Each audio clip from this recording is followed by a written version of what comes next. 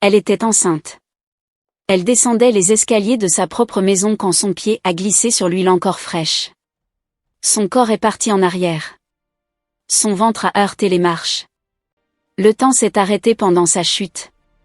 Et pendant qu'elle tombait, elle ignorait totalement une chose, cette huile n'était pas là par accident. Une autre femme l'avait versée volontairement, en silence, la veille au soir, après avoir souri, parlé, et prétendu être son amie. La douleur a traversé tout son corps. Son souffle s'est coupé. Et dans ce moment suspendu entre la vie et le sol, une seule pensée lui a traversé l'esprit, son bébé. À l'hôpital, les médecins parlèrent longtemps avant d'annoncer que le bébé était vivant. Mais qu'un drame avait été évité de justesse. L'atmosphère était lourde. Les regards graves. Et chaque minute d'attente semblait durer une éternité. Sarah était allongée, branchée à des machines. Encore sous le choc.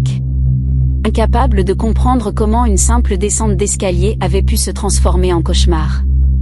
Elle se répétait qu'elle n'était pas maladroite.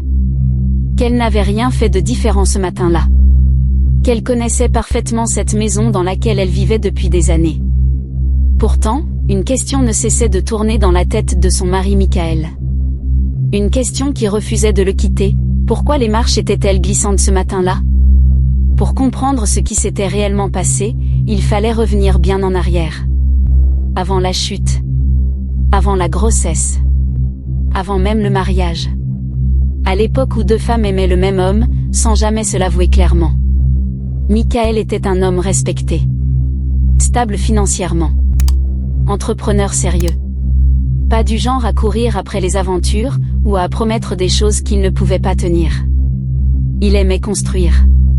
Prévoir. Sécuriser l'avenir. Et cette vision de la vie attirait naturellement les femmes qui cherchaient plus qu'une simple histoire passagère. Inès faisait partie de sa vie depuis longtemps. Belle, charismatique, très présente sur les réseaux sociaux. Toujours entourée, toujours admirée. Elle attirait l'attention partout où elle passait. Elle aimait être vue. Aimée. Désirée.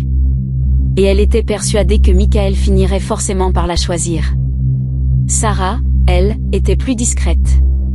Elle travaillait dans une entreprise. Menait une vie simple et organisée, sans chercher à briller plus que nécessaire.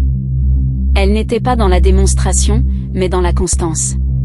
Et c'est précisément cela qui avait touché Michael. Pendant longtemps, Inès pensait que le choix de Michael n'était qu'une question de temps. Elle croyait que leur histoire n'était pas terminée. Qu'elle avait juste besoin de patience. Que Sarah n'était qu'un passage. Mais Michael avait vu autre chose en Sarah. Quelque chose de rassurant. De solide. Une femme avec qui il se projetait vraiment. Une femme avec qui il se sentait à sa place. Lorsqu'il annonça qu'il allait se marier avec Sarah, Inès sourit devant tout le monde. Elle félicita le couple. Elle joua parfaitement son rôle. Mais à l'intérieur, elle sentit son monde s'effondrer. Elle se répéta que ce mariage ne durerait pas. Qu'il finirait par revenir vers elle. Qu'une femme comme Sarah ne pourrait jamais lui enlever définitivement un homme comme Michael. Le mariage eut lieu. La vie continua. Et Inès resta présente, trop présente même. Elle appelait souvent. Passait à l'improviste. Commentait chaque photo, chaque réussite, chaque bonheur du couple. Toujours avec des mots gentils. Toujours avec ce sourire qui rassure. Sarah ne voyait rien de mal à cela. Elle croyait à la sincérité de cette amitié. Elle n'imaginait pas une seule seconde que quelqu'un d'aussi proche puisse nourrir des pensées aussi sombres.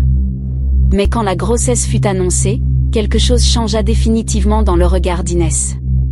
Ce n'était plus de la tristesse, ni de la déception. C'était une jalousie profonde. Silencieuse. Dangereuse. Une jalousie qui ne se disait pas, mais qui se ressentait dans chaque silence, chaque regard, chaque fausse attention. Inès ne supportait plus de voir Sarah avancer dans une vie qu'elle estimait lui appartenir. Elle se comparait sans cesse. Elle se demandait pourquoi ce n'était pas elle qui portait cet enfant. Pourquoi ce n'était pas elle qui partageait cette maison. Pourquoi ce n'était pas elle qui construisait cet avenir.